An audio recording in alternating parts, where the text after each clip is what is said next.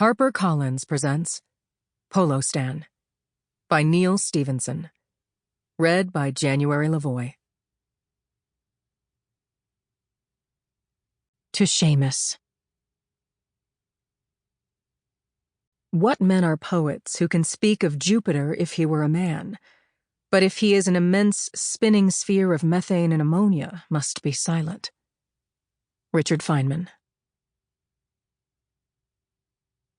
Prologue. The Golden Gate, October 1933. The engineer hadn't ridden the rails hobo style since his getaway from the massacre in D.C. more than a year ago. Back east, he'd hopped freights from time to time, just to show that wearing a suit and tie hadn't put him on the wrong side of the class struggle. Out west, though, the distances were just too vast, the trains too few and far between. Getting stranded in the middle of nowhere could be fatal. So, on the long-haul trips between Gary and the Golden Gate, he was happy to let the steel company buy him passage in a Pullman coach. Consequently, he lacked a hobo's ingrained knowledge of how California's railway lines were hooked up.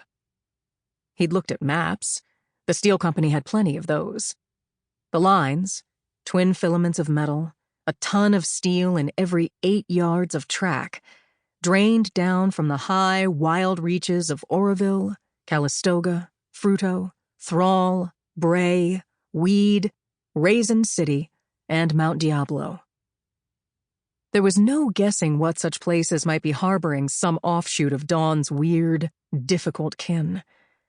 She could be coming from practically any direction. Eventually, though, the railways did converge on a few trunk lines that groped around the bay and tried to get as close to San Francisco as geography would allow. One swung through Vallejo in the north, sliced down through Marin, and terminated at Sausalito. From there, you had to take a ferry to Oakland or San Francisco. The engineer was presently engaged in trying to put those boats out of business by constructing a mighty bridge across the Golden Gate.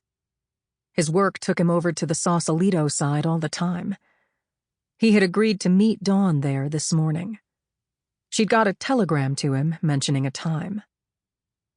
When he was a boy, he'd been kicked in the face while milking a cow.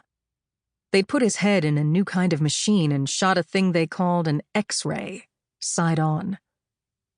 Looking at the film in the doctor's office through the one eye that wasn't swollen shut, he had been struck by the soft convolutions of the oral cavity, defended from the dirty world by wrapping systems of lips, jaws, and gums.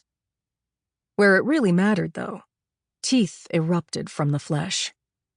People thought of them as the centerpieces of smiles, but the X-ray had made it obvious that they were weapons. Expensive and complicated ones at that. So it was at the entrance to the bay.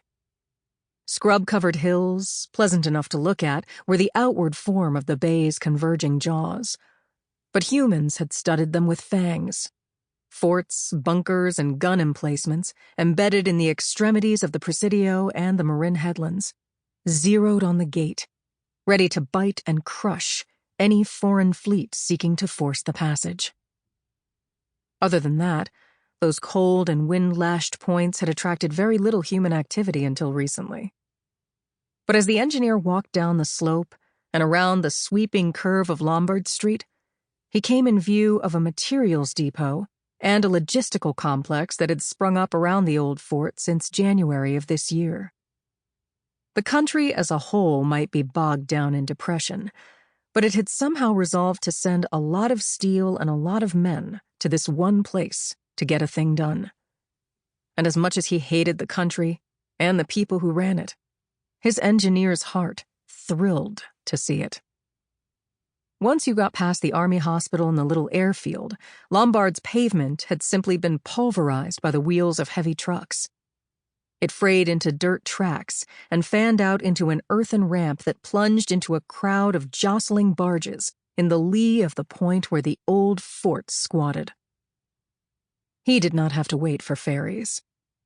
In his billfold was a pass that empowered him to go through any gate, to climb aboard any of the small craft that continually shuttled across the Golden Gate on bridge business. Sample complete. Ready to continue?